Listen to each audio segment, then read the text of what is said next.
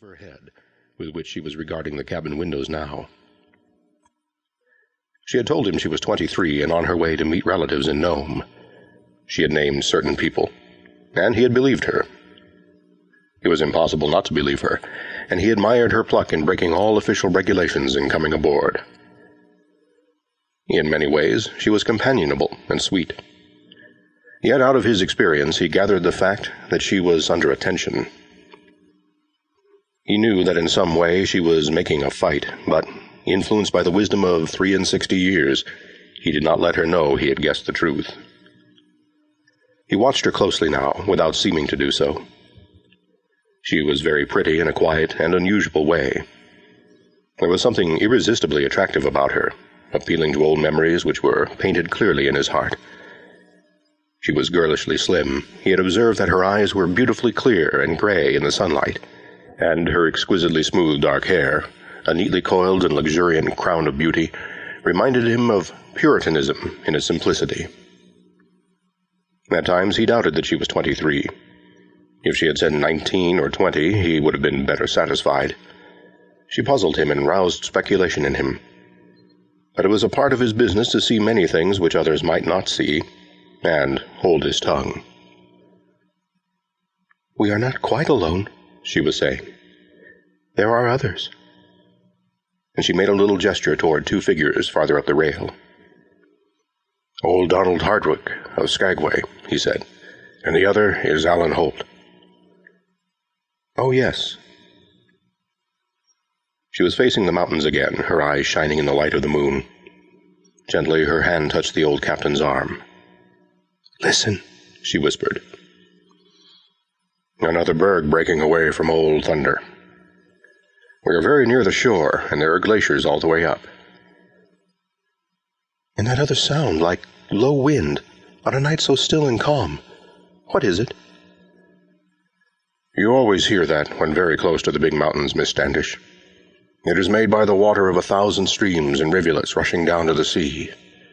Wherever there is melting snow in the mountains, you hear that song."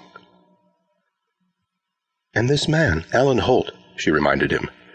"He is a part of these things?" "Possibly more than any other man, Miss Standish. He was born in Alaska before NOME or Fairbanks or Dawson City were thought of. It was in 84, I think. Let me see, that would make him 38, she said, so quickly that for a moment he was astonished. Then he chuckled. "You are very good at figures." He felt an almost imperceptible tightening of her fingers on his arm. "This evening, after dinner, old Donald found me sitting alone. He said he was lonely and wanted to talk with someone, like me. He almost frightened me with his great gray beard and shaggy hair. I thought of ghosts as we talked there in the dark." "Old Donald belongs to the days when the Chilkoot and the White Horse ate up men's lives, and a trail of living dead led from the summit to Klondike, Miss Standish," said Captain Rifle. "You will meet many like him in Alaska, and they remember. You can see it in their faces, always the memory of those days that are gone." She bowed her head a little, looking to the sea. "And Alan Holt? You know him well?" "Few men know him well. He is a part of Alaska itself, and I have sometimes thought him more aloof than the mountains, but I know him. All northern Alaska knows Alan Holt. He has a reindeer range up beyond the Endicott Mountains and is always seeking the last frontier." "He must be very brave." "Alaska breeds heroic men, Miss Standish." "And honorable men. Men you can trust and believe in?" "Yes." "It is odd," she said, with a trembling little laugh that was like a bird note in her throat. "I have never seen Alaska before, and yet something about these mountains makes me feel that I have known them a long time.